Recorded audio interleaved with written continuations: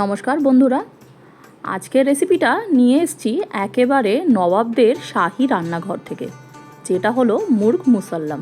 নামটা শুনেই একটা রয়্যাল ফিল আসছে। মুসাল্লাম মানে গোটা বা আস্ত, যেটা আমরা বানাবো এই গোটা চিকেনটা দিয়ে। একটা রিচ গ্রেভি, তার সাথে জুসি চিকেন। এই চিকেনটাকে জুসি বানাতে গেলে 1 বাটি জলের মধ্যে 1 চামচ ভিনিগার আর 1 চামচ লবণ দিয়ে এই গোটা চিকেনটাকে ঘন্টাখানিক মতন ম্যারিনেট করে রেখে দিতে হবে। ভালো করে ম্যারিনেট হয়ে গেলে দেখতে পাবেন এই রকম সাদা হয়ে এসছে চিকেনের বডিটা। জলটাকে তারপরে চেঞ্জ করে আমরা একটা পরিষ্কার জলে এটাকে ধুয়ে নেব ভালো করে। এই রান্নাটা করতে গেলে আমাদের কিন্তু বেশি বড় চিকেন নিলে হবে না। 700 থেকে 800 গ্রাম চিকেন নিলে খুব ভালো হয়। একদম ভেতরটাও ভালো করে পরিষ্কার করে নেবেন যাতে কোনো নোংরা না থাকে। এই পুরো প্রসেসটাকে বলা হয় ব্রাইনিং। এতে চিকেনটা জুসি আর সফট হবে। এবার চিকেনটাকে ম্যারিনেট করব কিছু শুকনো মশলা দিয়ে, যেমন জিরের গুঁড়ো, লঙ্কার গুঁড়ো, কাশ্মীরি চিলি পাউডার, গরম মশলা, হলুদ গুঁড়ো আর ধনের গুঁড়ো। নেব একটু লেবু আর আদা রসুন বাটা। প্রথমে চিকেনটাকে ভালো করে জল ঝরিয়ে ছুরি দিয়ে এইভাবে কাট করে নেব যাতে সব মশলা তার গায়ে ঢুকে যায়। চিকেনের বডিতে আমরা ছোট ছোট করে এভাবে চির দিয়ে নেব। খুব বেশি ডিপ করবেন না, তাহলে কিন্তু চিকেনটা পুরো খুলে যেতে পারে।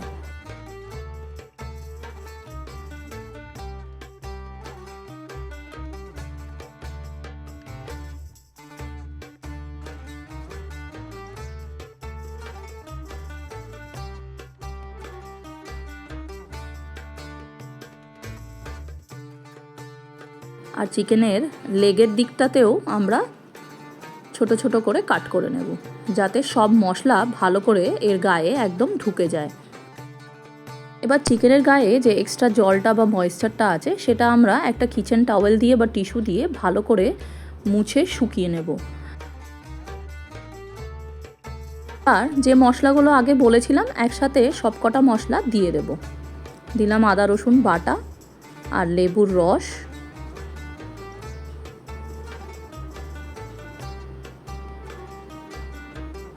এবার দিয়ে দিলাম সব শুকনো মশলাগুলো। এর সাথে দিয়ে দেব 1 চা চামচ লবণ। লবণটা এখানে দেখাতে ভুলে গেছি, তাই এটা মুখেই বলে দিলাম, তবে আমি এটা দিয়েছিলাম। এখানে দেব 3 চামচ মতন দই। এখানে টক দই নিয়েছি। ভালো করে পুরো চিকেনটার গায়ে মশলাগুলোকে মাসাজ করতে হবে যাতে একদম ভেতর অবধি মশলাটা ভালো করে ঢুকে যায়। দেখুন আমি যেভাবে ডলে ডলে মাসাজ করছি এইভাবেই করবেন, তাহলে পুরো চিকেনটায় একটা খুব সুন্দর ফ্লেভার আসবে। চিকেনের যে ক্যাভিটিটা আছে ভেতরে, তার ভেতরেও যেন মশলাটা ঢোকে। চারিদিকে ঘুরিয়ে ঘুরিয়ে যেভাবে মাসাজ করছি ঠিক সেইভাবেই করবেন। এই মুর্গ মুসাল্লামের ভেতরে যে ক্যাভিটিটা আছে তার ভেতরে যে অ্যাকচুয়াল অথেন্টিক ডিশটা আছে তার মধ্যে কিমা ভেজে ঢোকানো হয়, বাট আমি এখানে একটু অন্যরকম স্টাফিং দেব। এই যে ভেতরটায় যে জায়গাটা আছে এখানে আমি স্টাফিং দেব, সেই স্টাফিংটা আপনাদের এখন দেখাচ্ছি। প্রথমে আমি আগে থেকেই 2টো ডিম সেদ্ধ করে রেখেছিলাম। সেই ডিমটাতে একটু নুন আর একটু হলুদ লাগিয়ে হালকা করে তেলের মধ্যে একটু ভেজে নেব, ভেজে তুলে রাখবো। একটা ডিম এখানে আমরা ব্যবহার করব ক্যাভিটিতে দেওয়ার জন্য, আর একটা ডিম আমরা তুলে রাখবো পরে গার্নিশিংয়ে ইউজ করব। এটার ভেতরে যে ফিলিংটা আমি ইউজ করব সেটা হলো একদম হেলদি একটা ফিলিং। এমনি তো ডিশটা খুবই রিচ, বাট এটাকে একটু ব্যালেন্স করার জন্য আমি এখানে এই সবজিগুলো এখানে সটে করে নিচ্ছি, সঙ্গে দিচ্ছি কিছু ড্রাই ফ্রুটস আর একটু গোলমরিচের গুঁড়ো আর লবণ দিয়ে হালকা করে সটে করে নিচ্ছি এই সবজিগুলো।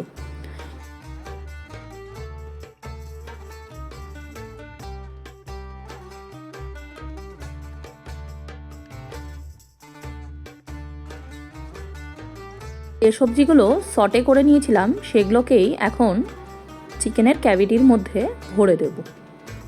এখানে আমি ব্যবহার করেছি অর্ধেকটা, বাকি অর্ধেকটা গার্নিশিংয়ের জন্য রেখে দেব।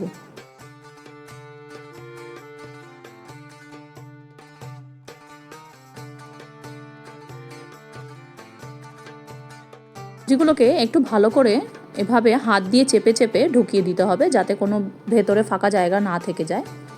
তারপরে এর মধ্যে দিয়ে দেবো একটা ডিম, আর একটা ডিম তো গার্নিশিংয়ের জন্য বলেছিলাম আগেই আমরা ইউজ করব।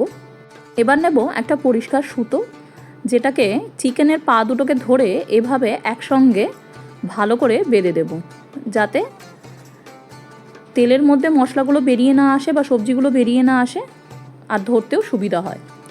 দেখুন খুব সুন্দর করে বাঁধা হয়ে গেছে, আর ধরতেও সুবিধা হবে এটা। এই যে স্টেপটা দেখাবো এটা কিন্তু একেবারেই অপশনাল, কারণ আমার যে চিকেনের বডির ক্যাভিটিটা আছে সেটা অনেকটাই বড়, এখানে মশলাগুলো বেরিয়ে যাওয়ার একটা সম্ভাবনা আছে। তাই আমি এখানে কি করছি, একটা পরিষ্কার সুই সুতো নিয়েছি, যেভাবে ওপর থেকে দেখুন আমি এখান থেকে সূচটাকে বের করে নিচের যে পোর্শনটা আছে সেখান থেকে এই সূচটাকে ঢুকিয়ে আমি সুতোটাকে দিয়ে ভালো করে বেঁধে দেবো, যাতে ভেতরের মশলাটা একেবারেই না বেরোয়। এইটা করার সময় খুবই সাবধানে করতে হবে, বিকজ হাতটা মশলার কারণে পিছল হতে পারে, আর ছুরিটা পিছলে হাতে লেগে যেতে পারে। খুব সাবধানে এই জায়গাটা করতে হবে। দেখুন নিচ থেকে আবার আমি ছুঁচটাকে এভাবে ঢুকিয়ে ওপরে একটা ডাবল টাক করছি, যাতে একেবারেই মশলাটা না বেরিয়ে আসে। এটা একদম বডির ওপর থেকে এইভাবে বের করে নিলাম। তারপরে এই ওপরের যে সুতোটা আছে সেটা দিয়ে এটাকে একসাথে বেঁধে দেব।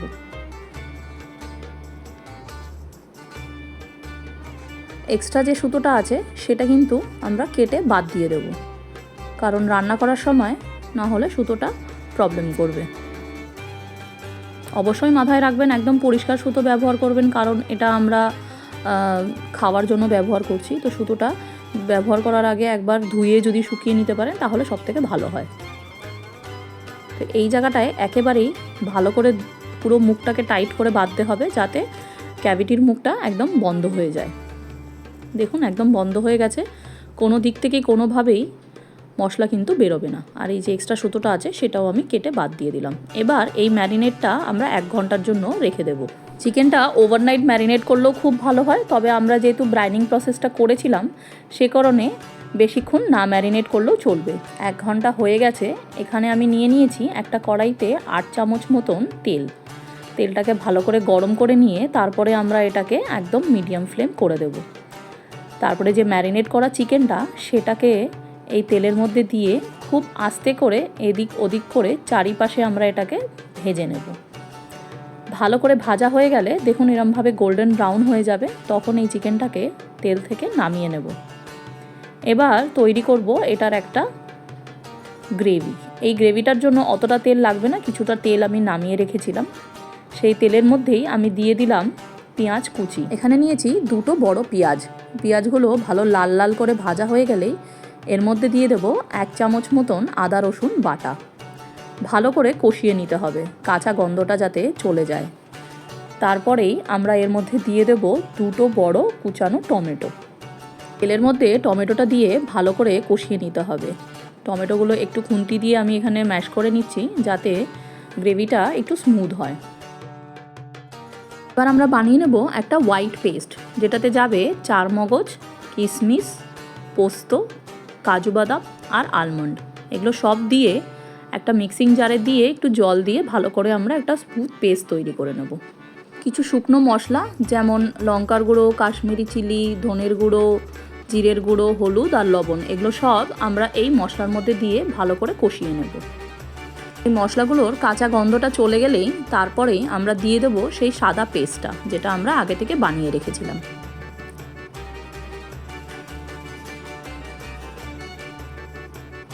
দেখুন খুব সুন্দর এটা কিন্তু স্মুথ হয়েছে। পেস্টটা একদম স্মুথ হলেই কিন্তু গ্রেভিটাও খেতে ভালো লাগবে, দানা দানা থাকলে একদমই ভালো লাগবে না। এখানে দিয়ে দিলাম 2 চামচ মতন টক দই।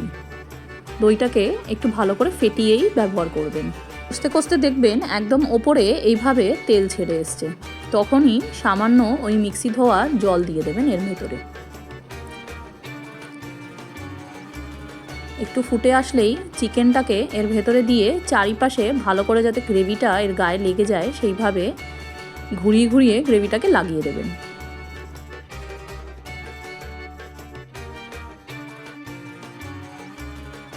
ওভেনের ফ্লেমটা একদমই লো করে দেবেন। এবার আমরা এক পাশ 5 মিনিট মতন ঢাকা দিয়ে ভালো করে এটাকে সেদ্ধ করে নেব।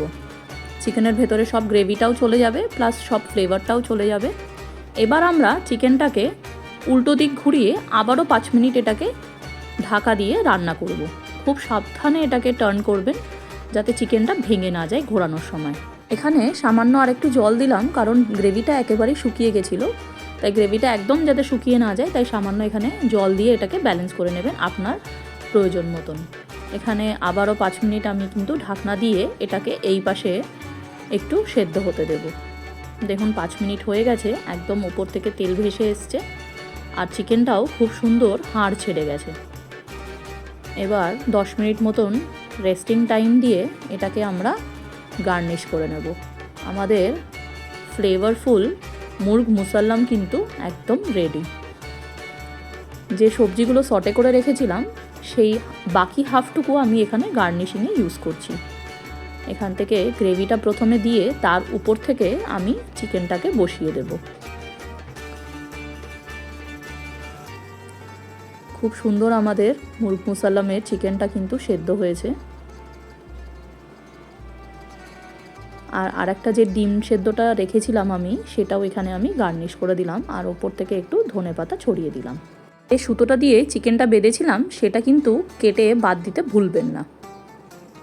আর এই রেসিপিটা আজকে কেমন লাগলো সেটা অবশ্যই আমাকে কমেন্ট করে জানাবেন। আমাদের চ্যানেলটা যদি এখনও সাবস্ক্রাইব না করে থাকেন, সাবস্ক্রাইব বাটনটা প্রেস করে বেল আইকনটা প্রেস করতে একদম ভুলবেন না। আরও নতুন নতুন মজাদার রেসিপি নিয়ে খুব শীঘ্রই আপনাদের কাছে আসব। ভালো থাকবেন, সুস্থ থাকবেন। ভিডিওগুলো ভালো লাগলে লাইক, শেয়ার আর কমেন্ট করে দেবেন।